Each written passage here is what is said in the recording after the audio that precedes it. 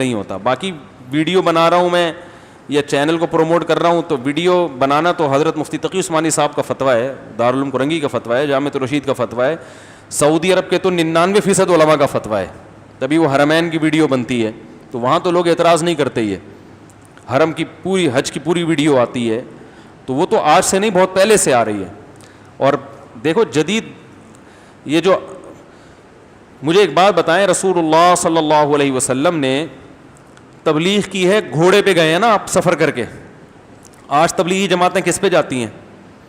جہاز میں بیٹھ کے, حالانکہ پی آئی اے میں جاتی ہیں, آپ اندازہ لگاؤ. تو شکر ہے پہنچ جاتی ہیں پی آئی اے میں. اب تو میں سوچ رہا ہوں کہ چلیں چھو بعد میں بتاؤں گا, زیادہ بات لمبی ہو جائے گی. جی لوگ نماز کے لیے بیٹھے, ان سے کوئی نماز ہو گئی. اچھا بھائی, نماز ہو چکی ہے, لاک ڈاؤن کی وجہ سے نا 1:30 بجے نمازیں ہو رہی ہیں. اگلے ہفتے سے انشاءاللہ 1:20 پہ بیان شروع ہوگا اور 2:20 پہ بیان ختم ہو جائے گا. تو اب کوئی یہ کہے کہ نبی صلی اللہ علیہ وسلم تبلیغ میں جو گئے تھے یا تو پیدل گئے تھے یا گھوڑے پہ یا اونٹ پہ بیٹھ کے گئے تھے, لہذا جماعت امریکہ جائے گی تو گھوڑے پہ بیٹھ کے جائے گی, کیونکہ سنت طریقہ کیا ہے؟ بولو بھائی, گھوڑے پہ. تو کہا جائے گا کہ تبلیغ سنت ہے, اس کا جو طریقہ ہے نا وہ ذریعہ ہے. ذریعہ کبھی مقصود نہیں ہوتا. ذریعے کو جو مقصد بنا لے گا وہ ہدف تک کبھی بھی نہیں پہنچ سکتا. ہدف کیا ہے؟ اپنی بات لوگوں تک پہنچانا, یہ نبی کا ہدف تھا. تو نبی صلی اللہ علیہ وسلم کے دور میں بات کو پہنچانے کا آسان راستہ کیا تھا؟ اونٹ اور گھوڑے. اگر کوئی اور چیز ایجاد ہو جاتی تو آپ صلی اللہ علیہ وسلم اس پہ سفر کر کے جاتے. اب آپ مجھے ایک بات بتاؤ کہ ایک آدمی تبلیغ کرنے کے لیے گھوڑے پہ جا رہا ہے, اسلام کی تبلیغ کرنے کے لیے اونٹ پہ بیٹھ کے یا گھوڑے پہ بیٹھ کے.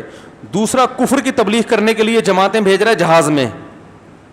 وہ جہاز میں پوری دنیا میں جماعتوں کی تشکیل کر رہا ہے, جیسے عیسائیوں کی مشنریاں ہیں وہ بھیج رہے ہیں جہاز میں. تو کس کی دعوت دنیا میں پھیلے گی؟ جہاز والے کی پھیل جائے گی نا. جو اونٹ پہ بیٹھی ہوئی جماعت ہے وہ تو 4-5 سال کے بعد جا کے امریکہ پہنچے گی, اور وہ بھی ہو سکتا ہے آدھے پہنچے آدھے راستے میں ہی شہادت کا اجر مل جائے. تو جو وسائل کفر استعمال کر رہا ہے آپ کو وہ وسائل استعمال کرنے پڑیں گے. اس پر ایک اشکال ہوتا ہے کہ تبلیغ والے پھر ویڈیو کیمرہ کیوں نہیں ریونڈ میں کیوں نہیں لگا ہوتا؟ وجہ اس کی ہے کہ تبلیغ کا جو کام کا جو طریقہ ہے نا وہ تبلیغ برائے تبلیغ نہیں ہے, وہ رگڑے لگانا ہے. جیسے خانقاہوں میں پہلے رگڑے لگوائے جاتے تھے نا مجاہدہ کروا کے, تو وہ بھی کیا کرواتے ہیں؟ مجاہدہ کرواتے ہیں. تو وہ بزرگوں نے ایک جو ہے نا اس کے بعد تجربے کے بعد ایک طریقہ ان کے ذہن میں ہے کہ بھائی اس طریقے سے جماعت میں وقت لگاؤ کہ خاص طریقہ ہے. اس سے کیا وہ کہتے ہیں صحبت اہل اللہ کی صحبت مقصد ہے, بیانات مقصود ہے ہی نہیں. حاجی عبدالوہاب صاحب کا بیان میں نے درجنوں دفعہ سنا ہوگا, ایک دفعہ بھی سمجھ میں نہیں آیا. سمجھ رہے ہیں؟ لیکن ویسے سمجھ میں آ گیا کہ کیا کہہ رہے ہیں. تو تبلیغ کا جو طریقہ ہے نا وہ بالکل منفرد ہے, اور اس میں وہ اصلاح پر زور لگاتے ہیں, علم پر زور. وہ کہتے ہیں علم تو علماء سے سیکھو جا کے, جو جس نے مسئلہ پوچھنا ہے علم حاصل کرنا علماء. یہ ہے ٹریننگ سینٹر, اہل اللہ کی صحبت ملے گی اس میں. وہ صحبت اہل اللہ کی اور دینداروں کی صحبت کو فوکس کرتے ہیں کہ اس ماحول میں کچھ دن رہو. تو ماحول بنانا مقصد ہے, لہذا اس ماحول کے لیے یہ ویڈیو یہ سب چیزیں فائدے کے بجائے الٹا نقصان کا ذریعہ ہے.